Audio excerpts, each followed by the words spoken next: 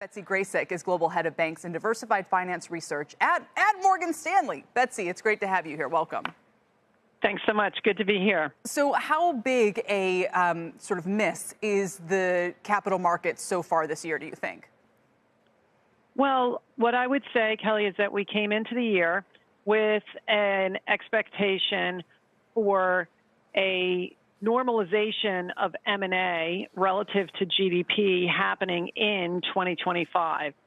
And what we did in a recent note was to push that out to normalizing in 2026.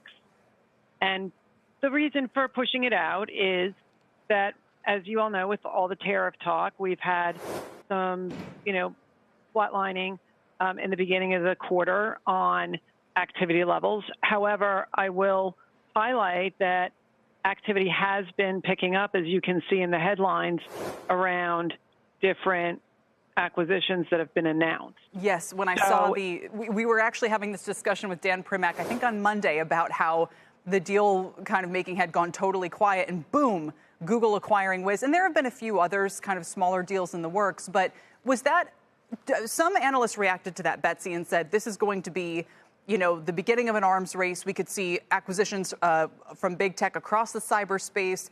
It's going to be a test. If it goes forward, maybe it could be a green light for others. Do you think its importance is that significant? What I would say is that we are looking for M&A volumes to normalize, and 2023 was at 30-year lows relative to GDP.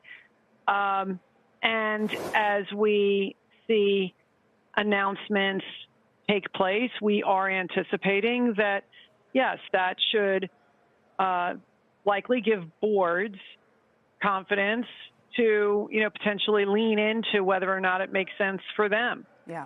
And I would anticipate that we see a building of M&A announcement activity as we roll through this year. We talk a lot about uncertainty from the administration and how much that's an overhang, but how much are high rates? Look, if this deal slump as a percent of GDP goes back to 2023, the notable feature then, unless it was that administration and maybe it was the FTC, was also high interest rates. How much does that factor in here? So my colleague Ryan Kenny, who covers the boutique advisors, and I spend a lot of time digging into all the various metrics on what drives M&A. Number one is CEO confidence. A close number two is equity market values, since that's your currency in an M&A transaction. And then there's a whole host of other factors. Interest rates, however, it's important to be more stable or in a narrow channel as opposed to rising without knowing where it's going to end. That was the backdrop for the week. Activity levels was rising rates without knowing, how high they were going to go.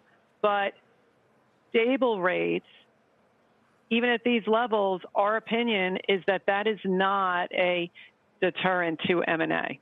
It's not. So you really think it's more almost the political factors? The question that people have is how much are tariffs going to impact either individual industries or the economy overall? So, that is the single biggest question that as we roll forward on the calendar, we will be answering that. And our expectation is that CEO confidence will be building, and that is one of the drivers of M&A announcements.